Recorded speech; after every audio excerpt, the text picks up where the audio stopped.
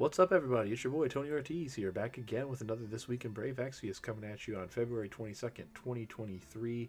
And we finally have something in the 2023 year to talk about that is positive after, 6 or 7 weeks of absolutely almost nothing. Worth talking about. We have a new unit that is actually worth pulling on, and her name is Master Machinist Abigail. So if you watch the live stream from the Super Bowl Sunday, I guess is what you would call it in North America, they announced her and gave a little bit of previews, and then we didn't really know for sure how good she was going to be until we got the data mine on Thursday, about a week ago. And once we got that data mine, most of our fears were alleviated. She does have all of the stuff that you want her to have. So the main and most important thing right here is her super limit burst. It is mirrored on Runda's super limit burst. So 85% mitigation for your whole party against physical and magic for 3 turns, which means once you get her to EX3, if you can survive till turn 3, you can have permanent 85% mitigation uptime, which is a huge thing to have. And also she gets this imperil to all weapons for 30%, just only for 1 turn. Not that great, but also these racial mitigations. So if you ever face a boss that is any of these 4 types, she's going to do an even better job of mitigating their magic attacks only. So there's still going to be fights where you're probably going to take Runda, especially depending on what resists you need. She does not have full uptime on some of her resists. I believe it's only fire. We'll take a look real quick. Let's see here. Where is her... Okay, so she's got the basic cover, pretty much the same as everybody for magic cover. She's got 2 breaks. One's attack and defense 87, the other one's magic and spirit 87. And this one has racial mid for physical. And then this one has... Oops, that's not the right one. This one has the racial mitt for magical. So she can keep the 30% racial mitt from her 4 disliked enemy types up all the time, which is pretty good. She's got the standard provoke that also gives morale and gives you your 75% mitt. You won't be using this much if you have her equipped with the crown, but there will be some fights where you'll have like your other support unit equipped with your dancer's crown, and then you'll end up using this to draw attack off of them. She might carry... does she have base? Does she have base mitt? Base provoke? Yeah, she has base provoke, so... this will give her over 100, and then she'll be targeted first. Then she's got 2 different chaining skills, which are Bolting Strike, which is useful. Most common chaining family that we're going to use. This also changed with Tornado. Exactly hit for hit. And then she has Absolute Mirror of Equity, which you might be like, I don't know, but there's a lot, and we mean a lot of units coming that go back to Absolute Mirror of Equity. So this is actually really good to future-proof her, so that when you end up taking a fight where there's going to be 3 or 4 AMOE chainers and not using EN or BS, this will actually be still good to, to have her come along and chain. The only downside is that these attacks are elemental. So this is a light and this is a fire. So sometimes this isn't going to work out great for you. But I mean, they're here. So she has chaining skills just like Runda. Again, Runda is triple bolting, strike, and no element. So there's going to be some fights where you still end up taking Runda, over Abigail. It's good to have them both though. So here's her her perfect dispel. It's only single target, and it also Libras, so it's a little bit of a time waster, but it boosts morale as well. But it's cool that she has one, regardless. This Libra, I wish this was like a separate skill. It's just going to waste a lot of time when you need a perfect dispel, but it means that you don't have to bring a dispeller unless you need AoE dispel into fights, and maybe like take a little bit less damage to do that. As Kaito's damage goes down and goes down, having a perfect dispel on a tank unit or any support unit is pretty great. Then we've got another AoE dispel here. I don't know if this one's perfect though. I think actually it might be. I'll have to go check the wiki on these. I don't know if these are perfect dispels because it says some. Yeah, it says some static effects. some status effects. So these aren't actually, to take that back. These aren't perfect dispels. They're good dispels. They're not perfect. Like I believe Kaito's dispels are perfect, and then he also has another skill where it reduces the amount of turns. It like fast forwards the enemy's buffs like 2 turns or something, which can actually take undispellable buffs off like 2 turns early, which is super useful. So, but her having these is pretty great. Oops, I click one button too high. So she has an AOE and a. It also happens to be a 130 Imperial, which isn't the best. We wanted 135 minimum. We're hoping for 140. We didn't get that, but it's there. And then we've got Omni Cover. So she's got the 1-turn Omni Cover with a 4-turn cooldown with 90% MIT. This is pretty standard for Cecil, and I believe there's Jekt has this, I think, as well. Don't quote me on that, but I think he has it. And then she has a 5-turn cooldown, double Mirage, morale boost, barrier, and then this actually scales up, and it has a restore, and then it has 3 turns. So it's like a rolling buff, like Sylvie's Magnus's that buff Earth and Thunder, and some other stuff. So this is really useful.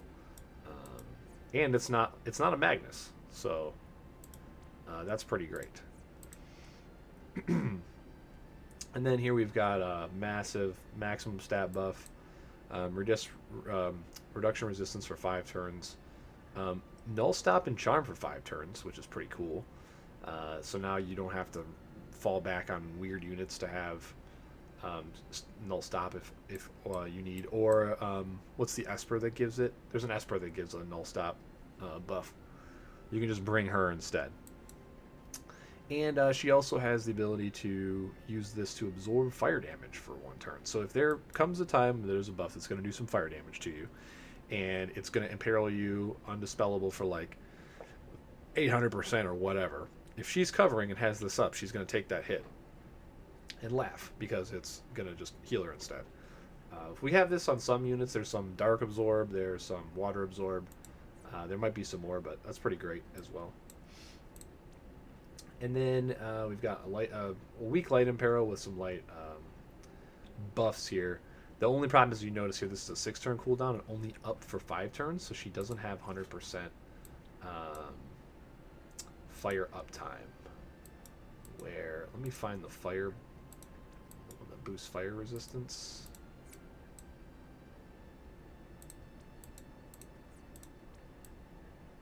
Yeah, so this is the same thing here. So she doesn't have 100% uptime on fire or light. So this means that you can't just bring her all the time. There's still going to be places for Cecil to shine. There's still going to be places for Runda to shine. But like her whole kit as a total kit, if you can get her to EX3, is very, very good. And she's worth pulling. And she comes with a really good card too. Like not her own card, but the card on her banner. And then she also has this automatic fire buff and magic cover. Most tanks have like a opening the fight automatically covering, but she has this automatic fire resist buff for 200% for 5 turns. So, that kind of helps her fire uptime.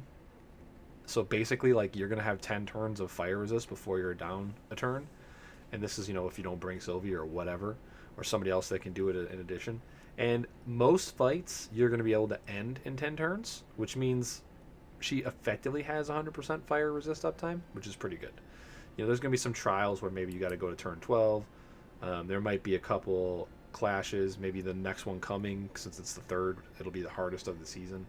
So maybe that will have to go to turn 11, 12, 13, who knows.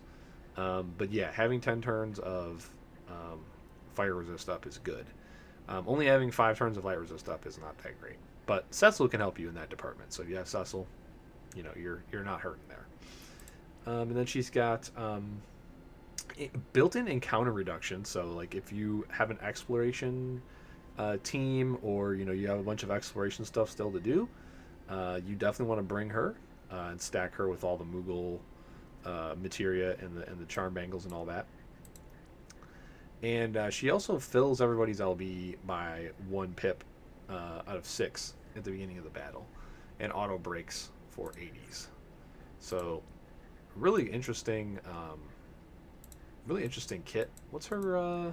Yeah, this is just stats, MP reduction. Oh yeah, and then her normal attack changes to HP and magic restore. So this is kind of interesting, and not as good as Sylvie, of course, where she casts re-raise on you and everything. But you know, units should not be as good as Sylvie ever again for either ever again or for quite a long time. That should be like Sylvie level power should only be for anniversary.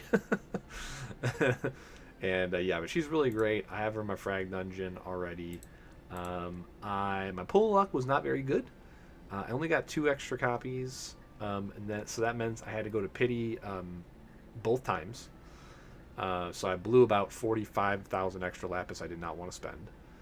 But hey, sometimes you can't get good luck. Like I got really good luck on Nier, and I ended up saving like 60,000 or more potentially that I wanted. So I ended up having to pay it back here, and it's fine.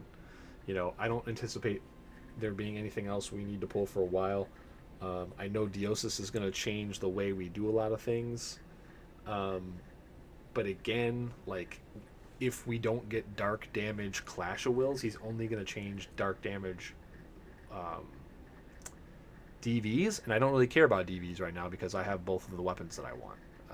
Finally, I should have had the magic sword months ago, but Gumi decided to screw us out of our dark matter rewards for the year and a half that they just didn't bother to give them to us when JP was getting them for over 2 years. So whatever, it is what it is. And there's no new DV weapons coming. JP doesn't have any yet either, so I seriously doubt that they're going to give us additional DV weapons anytime soon. So even when Deosis comes out and leader skills get introduced in the game, it's not really a unit I think you have to pull on unless you really want to compete for top 100 Dark Visions, and I don't really care about that anymore. So I'm not really worried about having no Lapis at the moment. This is definitely a unit that is worth it. She's definitely worth getting to EX2. Again, without her EX3, there's going to be some fights where you're going to want that 85% mit up all the time, and if you don't have her EX3, you're not going to be able to do that. That being said, you could still bring Runda to any of those fights where that's required.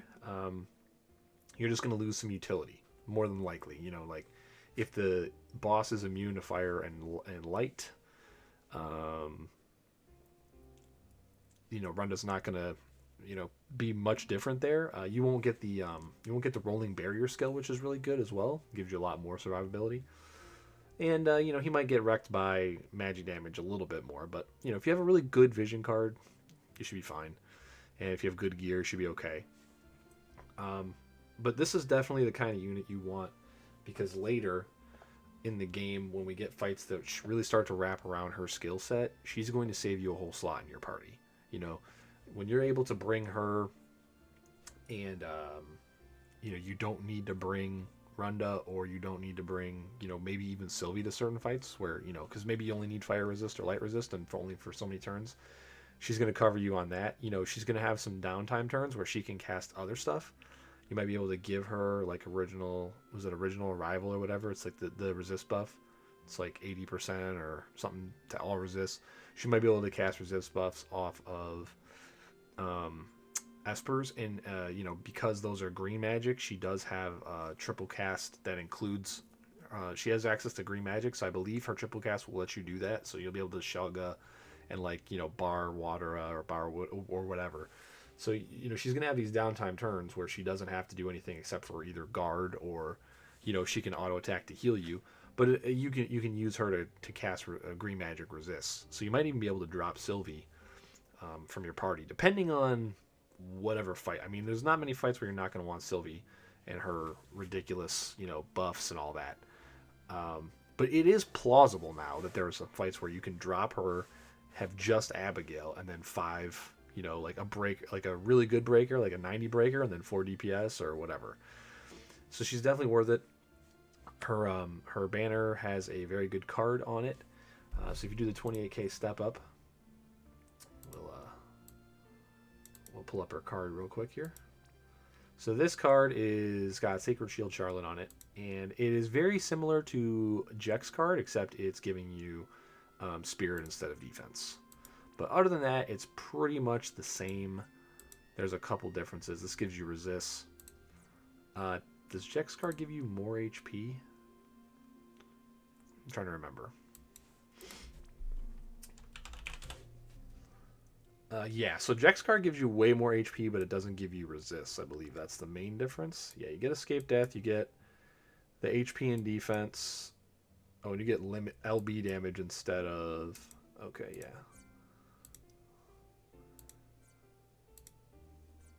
We're getting wrecked here. So you get less HP.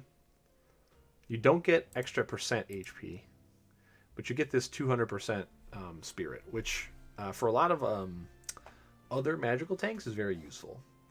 I think she caps it without this.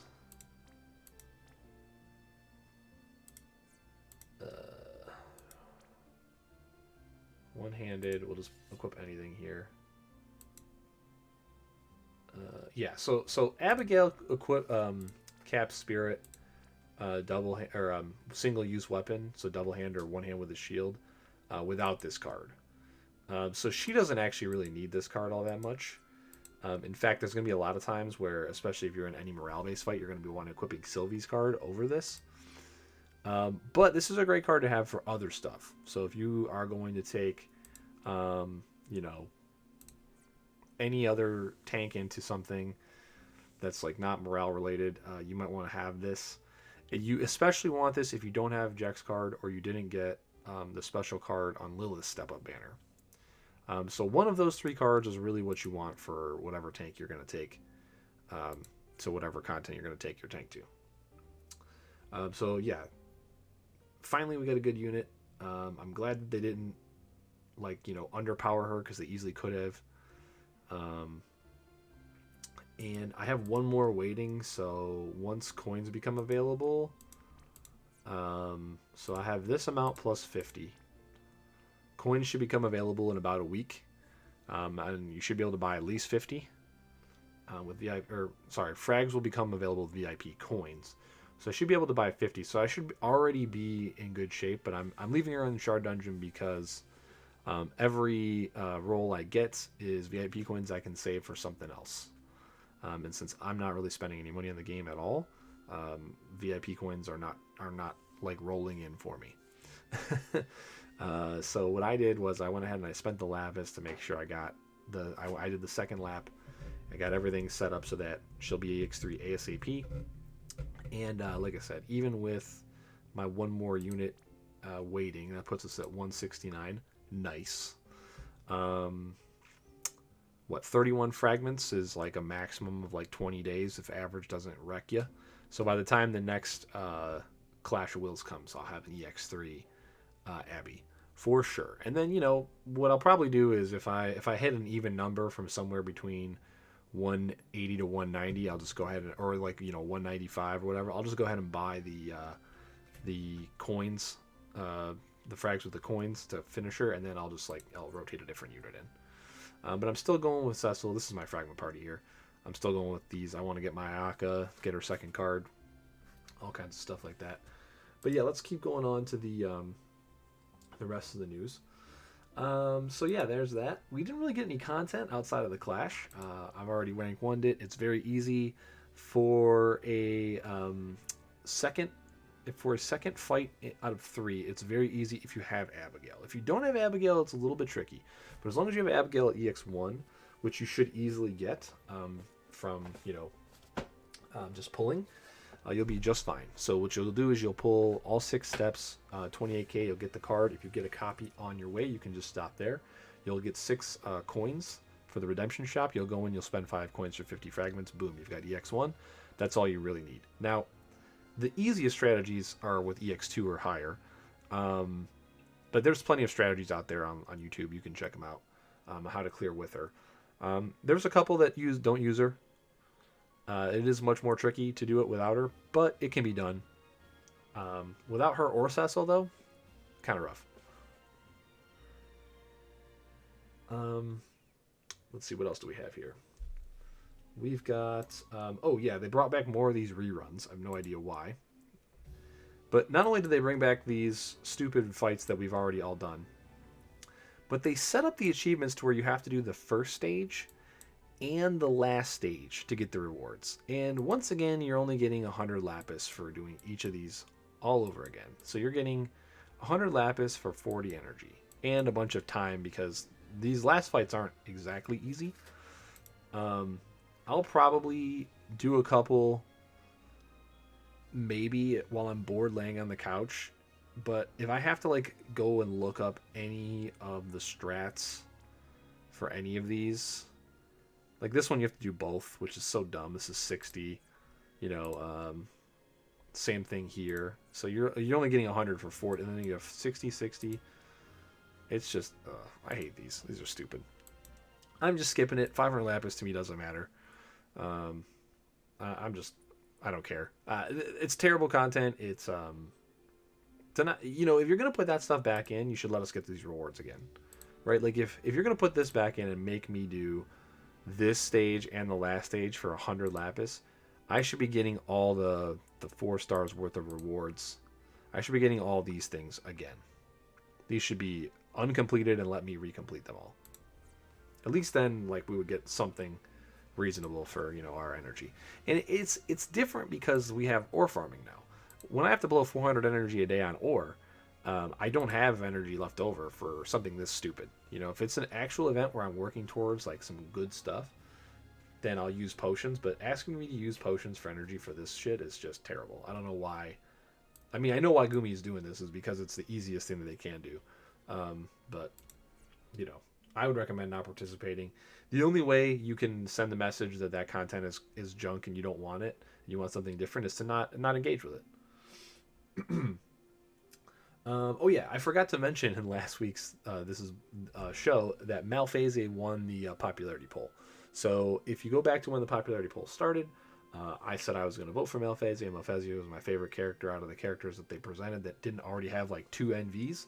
I think Elena is technically my favorite character, but she's already got an NVA and an NV, and I don't really trust them to make a good Elena. Although she finished very high, which I was caught off guard by. My only hesitancy when I voted for Malphase was, and once they announced the very first, I did this the last time in the previous popularity poll. I had like 3 or 4 units that I wanted to vote for, so I picked the one I wanted the most. I started voting, and then when they released the first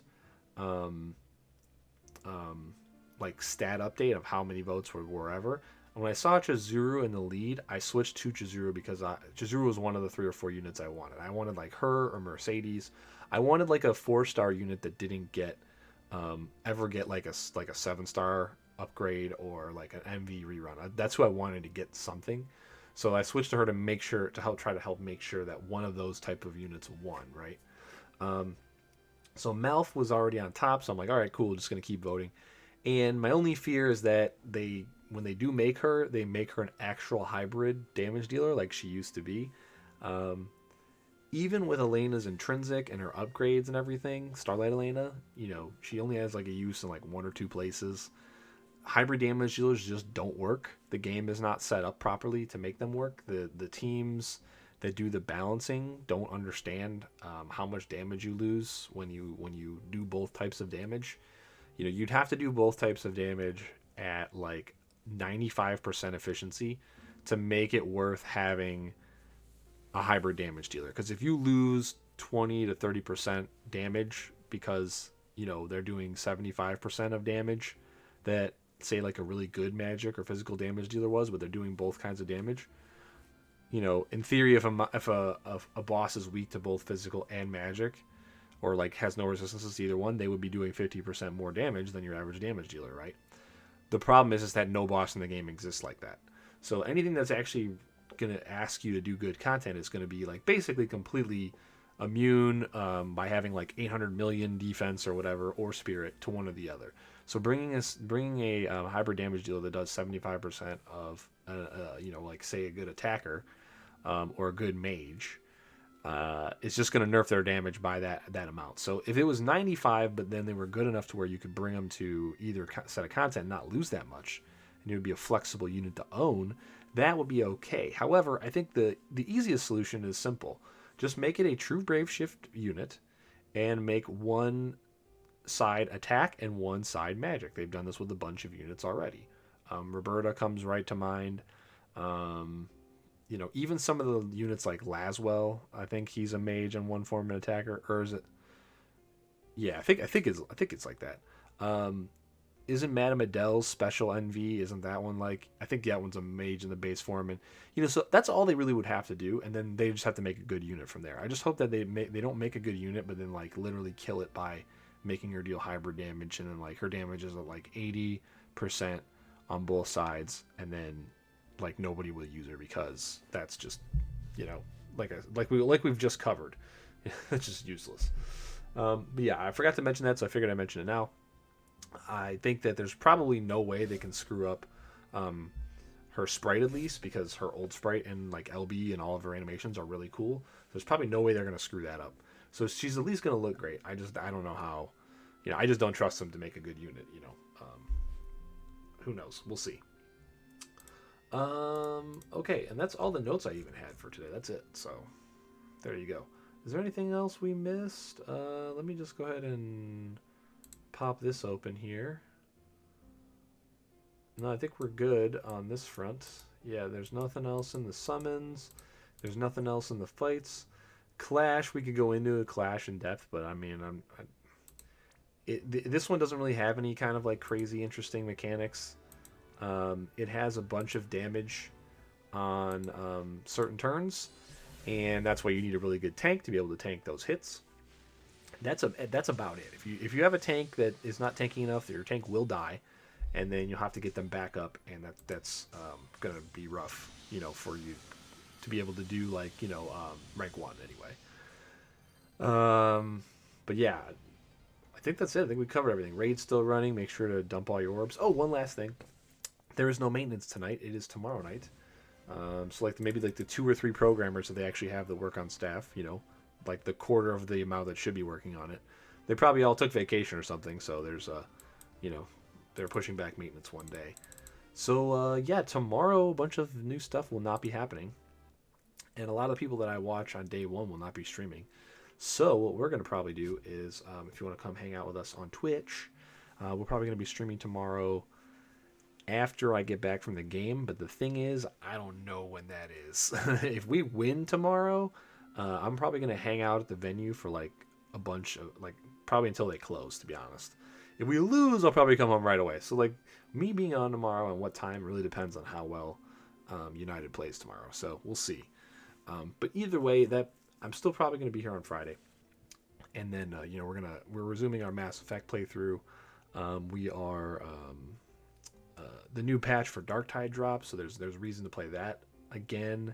So we might be playing some of that, and then this weekend we should be playing some Last Epoch because there is a free weekend. So if you are a fan of ARPGs, if you'd like Diablo and those sorts of games, this weekend if you pop open Steam, you'll be able to find the game Last Epoch, EPOCH, and you should be able to download it and play it in full for the entire weekend. And you can kind of get a feel for it. It's very, very similar to Diablo 2, or I would say like Titan Quest is my 2 games that I would say it's closest to. And then there are 2 weeks after this weekend, I believe they are scheduled to launch the multiplayer patch, which adds multiplayer functionality into the game. So you'll be able to play it. It's a one-time purchase, and that's it. I think it's only like $30. So if you can try it out for free, see if you like it or not, and then if you like it, you can basically it's like a early access purchase, and then when the game launches, you just already have it. So it's available. And check that out if you're fans of that. And hit me up if you want to play once the multiplayer is in the game. I'm going to be doing a lot of playing of it. I thoroughly enjoy the game. I'm going to be doing a lot of farming, trying to get my character all the best items and stuff like that. So we're going to be doing that. And then, yeah, that's the plans for the next few weeks. We're going to try to get a Final Fantasy IV run in on Sunday, I think. If not Sunday, we'll probably do it on Monday. One of those.